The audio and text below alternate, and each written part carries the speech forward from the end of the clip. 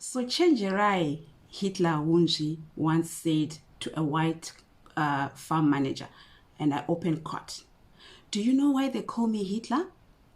It's because I'm the biggest terrorist in Zimbabwe. I'm the most dangerous man in this country. You must do as I say." Close quote. And unfortunately, a lot of people actually agreed with those sentiments. Most people viewed him as the most dangerous person in the country at that time. Hello everyone, Happy New Year again. Welcome to another episode of Real Crimes. Today I'm actually not going to be talking about like a real crime that happened, but probably a chain of events that could have been considered criminal, but nobody ever got charged for them, and probably nobody ever got to do the time for them, right? So in 2001 in Zimbabwe, a man died. There was jubilation.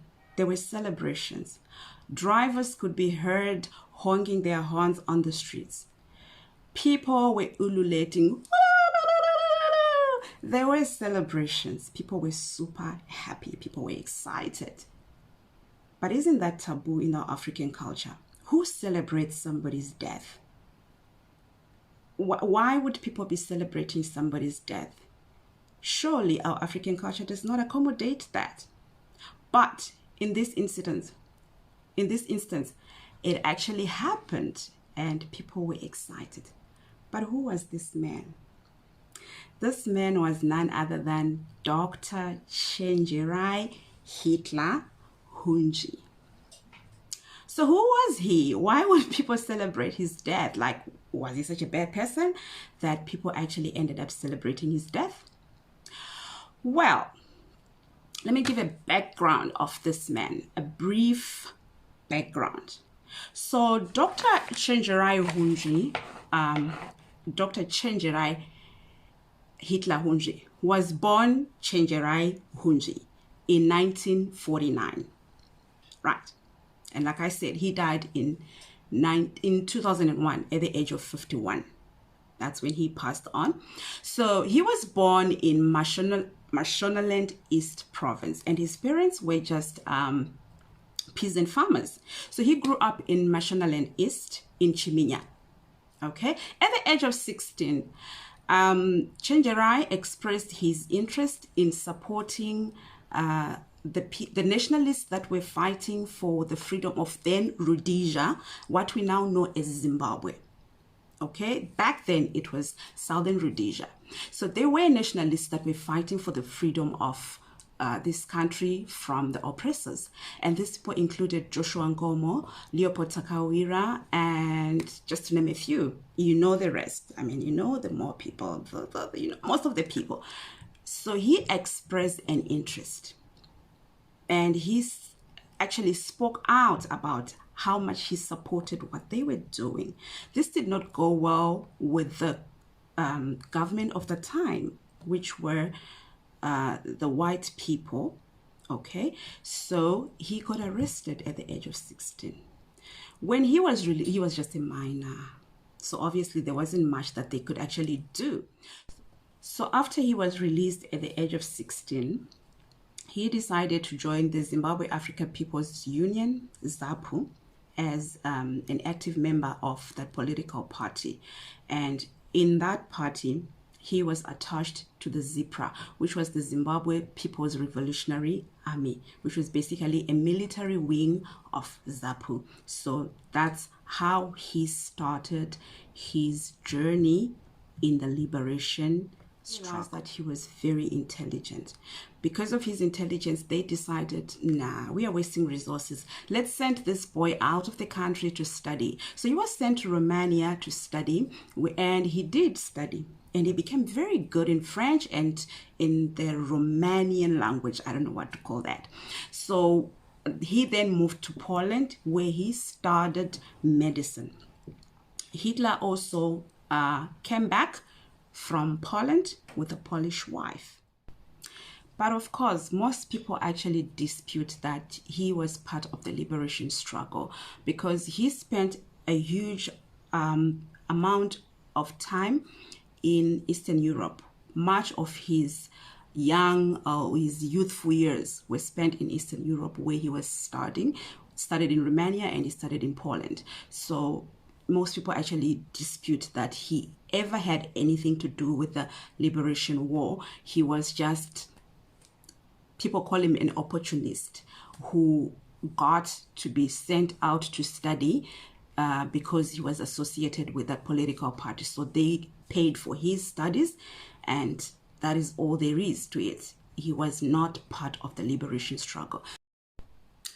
So moving along, I actually want us to get to a point where we will understand why people hated Chenjerai Hunzvi so much that they celebrated his death. All right. So in 1979, Chenjerai Hunzvi was part of the delegation that went to London for the Lancaster House Conference. For those who do not know about the history of Zimbabwe, the Lancaster House Conference was like a meeting where negotiations were done between the white minority and the black majority to pave way for the independence of Zimbabwe. This is where they did some agreements concerning the land, concerning who's going to take over and how long is this person going to be, I don't know, that kind of thing. But basically, there were negotiations for the white settlers to let go of Zimbabwe and to let the black people run their own country. And Hunzvi was part of that delegation that actually went to sit in that conference. What an important person he must have been, right? I suppose it's because of his intelligence, because the man was said to be super intelligent. So after the conference, he did not come back home with the rest of the delegation. Rather, he went back to Poland to finish his studies and also to marry a Polish wife. As much as later on in his life, he was quoted as saying, open quote, "I hate all white people," close quote. I suppose his Polish wife was not white. Yeah? Or maybe he married her to send a message. Or maybe, I don't know. But that's what he later said on. He later on said in life. Hitler. Anyway, in 1990, Chenjerai Hunzvi, or Dr. Chenjerai Hunzvi, came back home. And he started working as a doctor. His first assignment was at the Harare Central Hospital, commonly known as Kugomo. Obviously, because of its location, it's on a hilly place. So we normally call it Kugomo. So that's when he started his first assignment as a doctor in Zimbabwe. He also opened a private surgery in Budiriro, where he was doing his private consultations. And that also led him to being involved in lots of scandals. Right. In 1992, okay, we'll talk about the scandals later. In 1992, Hitler's wife left him. She ran away. She went back to her country. She was quoted saying, open quote, "He is an angry, evil, and vile man, and he took pleasure in beating me," close quote. So that's why I said probably he married that woman to send a message. Or it was, I don't know. But the bottom line is she ran away. She went back to her country in 1992. He then later on married a Zimbabwean wife and got more children. So I'm not sure how many children he actually had with his Polish wife, because one source said they had one son, and there's another source that said they had two sons together. And obviously these children were taken to Poland by their mother. If they were two, or if it was one, he was taken to Poland by the mom. Okay. So while he was doing his private consultations in Budiriro, something very interesting came up. The Liberation War heroes wanted to be compensated for the disabilities that they suffered during the war. So for the government to be able to do that, they needed to know, like, what are your disabilities? What happened? How bad is it? So who could certify that other than a doctor?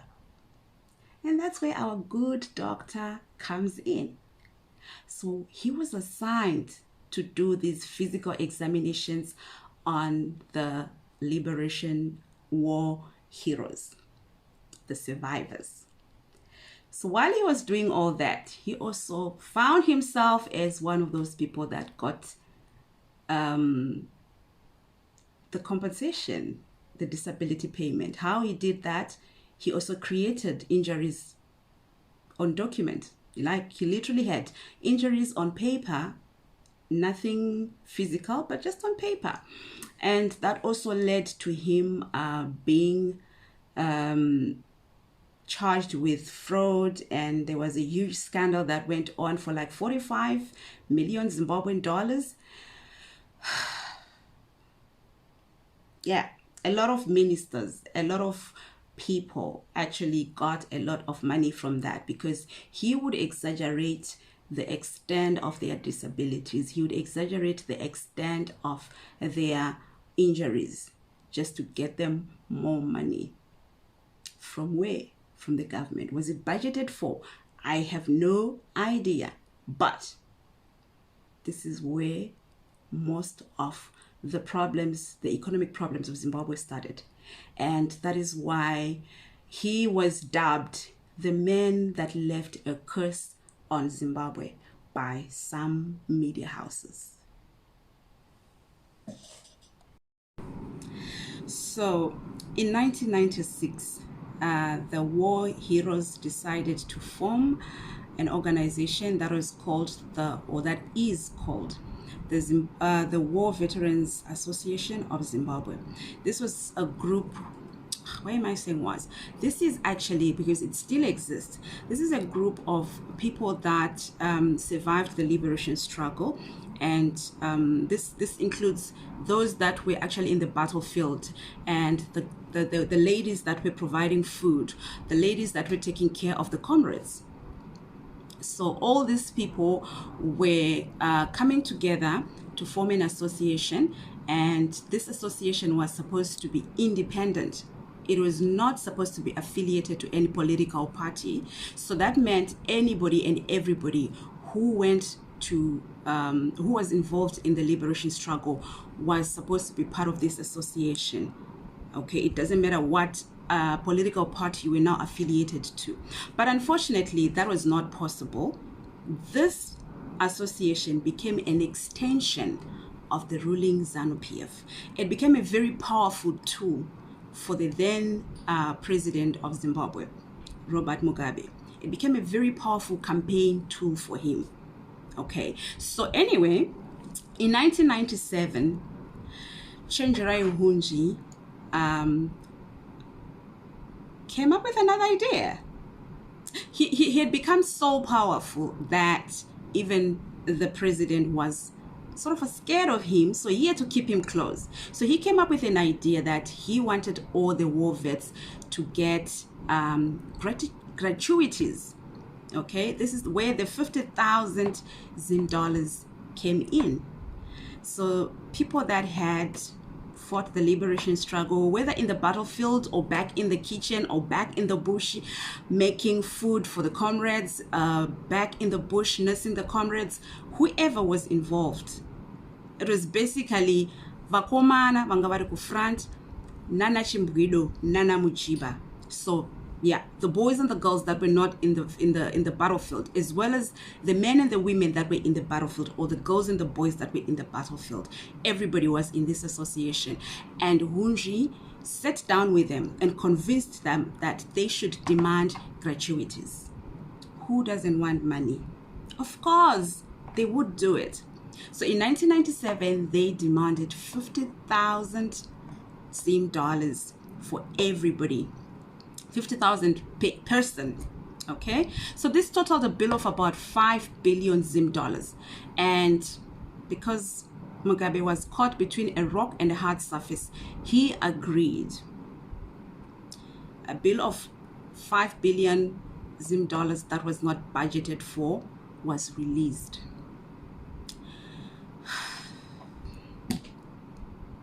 Not budgeted for, but that money was released. It was availed to our struggle heroes, but that left a huge dent in the economy of the country.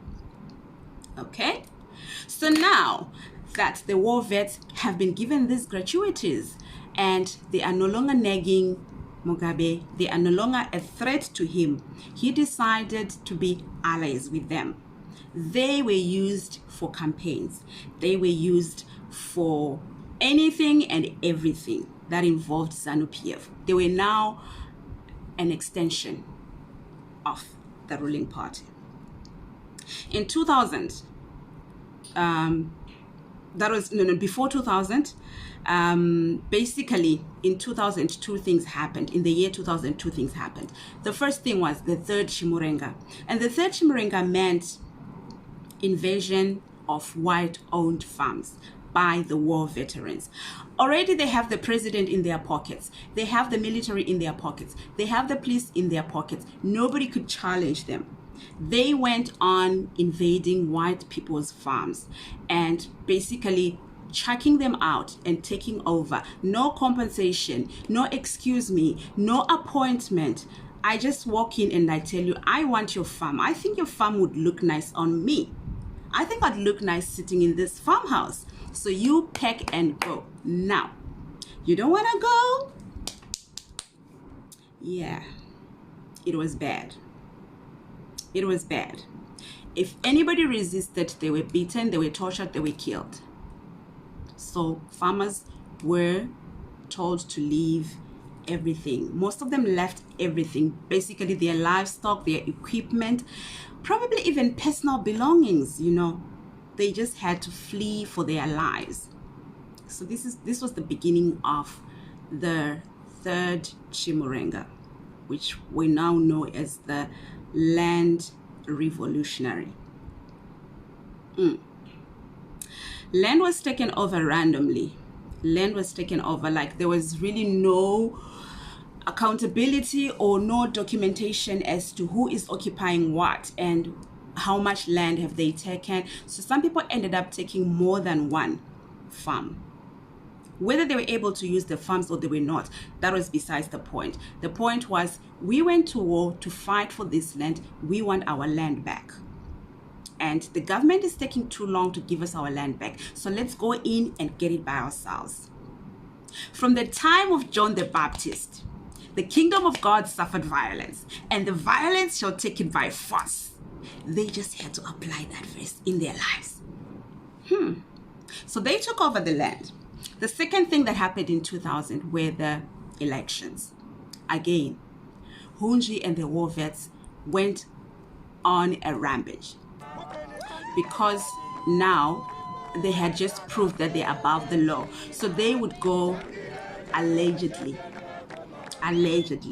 they would go and torture opposition party members. They would go and beat up people. They would go and coerce people to vote for the ruling party. They would do all sorts of things, like they were terrorizing communities. They were terrorizing citizens. This is basically where the hatred for Chenjerai, Hitler, Hunzvi emanates from. Okay, so anyway, the elections were done and stuff happened and the ruling party continued ruling. In 2001, Chenjerai Hunzvi thought, the farms are not enough, you know, we need to do more. We need to get these people out of our land. They went after factories. They started invading factories. Whether they knew how to operate the factories was besides the point. Whether they knew what the factory was doing, whether it was going to make other Zimbabweans lose their jobs, that was none of their business. They would just walk in and take over. Okay, they'll just walk in and take over. That was in 2001. Again, a lot of people lost their jobs. A lot of people lost their lives. And breadwinners were sent away with nothing. Companies closed because you are leaving us. We don't know what to do here. We just know how to take instructions and do what we need to do. Not necessarily that it's true, but maybe because the people that really knew what to do did not train us how to do it. Because if they had trained us how to do it, we would have been able to do it by ourselves. But yeah, that's basically what happened. Companies started closing down. Now, can you understand why people celebrated his death? Do you understand that? Can you follow it? Okay, let's continue. So remember I said that he was at one point exaggerating injuries that the war vets had sustained during the struggle. Yes. So in 1999, he was arrested for that. He was charged with fraud. He was charged for those exaggerations that he was making, and also for allocating himself a portion of that money. He went to court. The case was always postponed until he died. So he was nobody ever did time for that particular case. Nobody ever did time for that crime.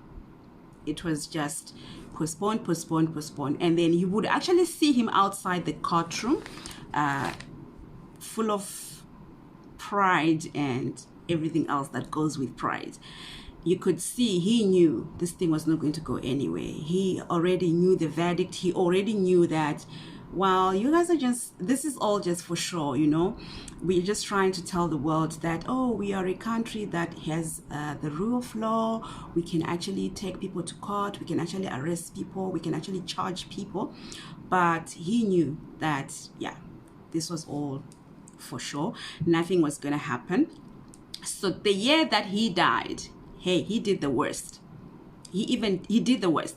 He even went to the Canadian embassy in Zimbabwe, and he attacked the Canadian High Commissioner. He was not scared of anybody. He was above the law, literally above the law.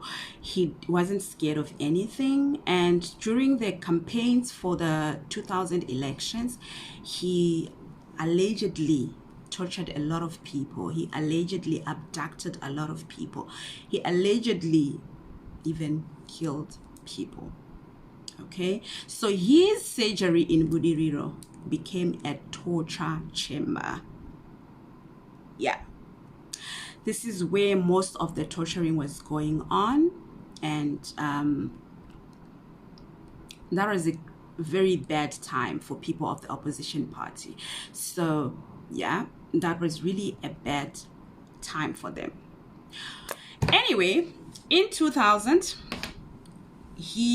in June, Chenjerai Hunzvi collapsed and he was taken to the hospital. He stayed in the hospital for some days and he died. And according to the doctors, he died of, I think it was kidney failure or liver failure or something related to that, something related to his internal organs. But of course, people got to talk. People had been talking for a while that the man had other medical conditions. So yeah, but the official cause of death was, I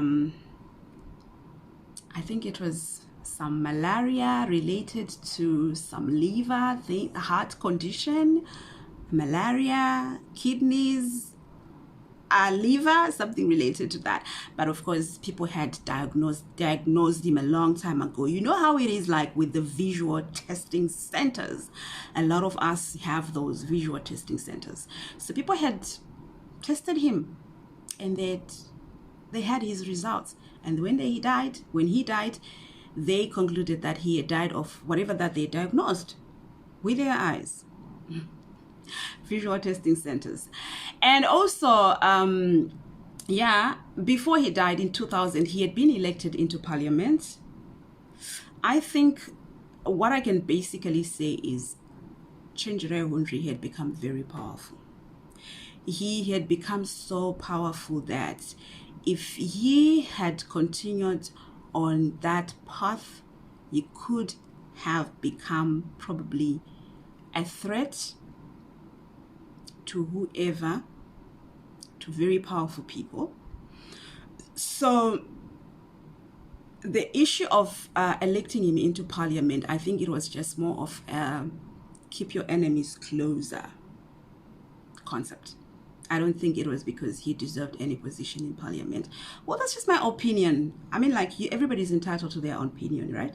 My opinion is that it was sort of like to neutralize him or to keep him closer, to never go on his bedside, because he was indeed a terrorist. Yeah.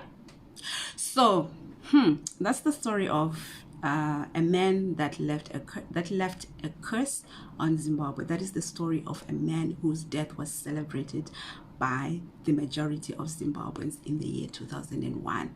Hey, but guys, we need to slow down. You cannot celebrate somebody's death. I don't think that's very African. We don't do that. But yeah, this particular one was indeed celebrated. Interesting. Of course, after he died and his body was taken to his village, people said all sorts of things about his village. Apparently, there were no houses in the village. The house, the homestead was like not reflecting of the man that he was. It was not reflecting the man that he was. But hey, that's none of our business. He was declared a national hero and he was buried at the National Shrine in June of 2001. So he's lying with the rest of the Liberation Hall heroes that were laid at the National Shrine.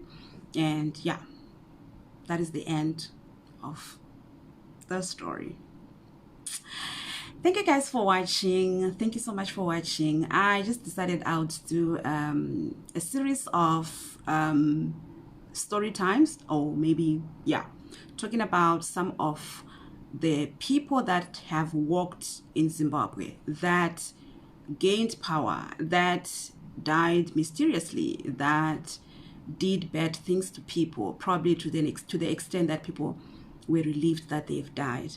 But definitely we'll continue with more crimes. Real crimes will definitely continue. Thank you so much for watching, and thank you for subscribing. Don't forget to subscribe. Don't forget to comment. Tell me what you think. What's your opinion? What's your take? Who do you think Hunzvi was a war hero? Do you think Hunzvi did all these things that they say he did? Do you think he was such a bad person? Do you think it was good for people to celebrate his death? Was it really worth it? What are your thoughts? Enjoy your day and be blessed.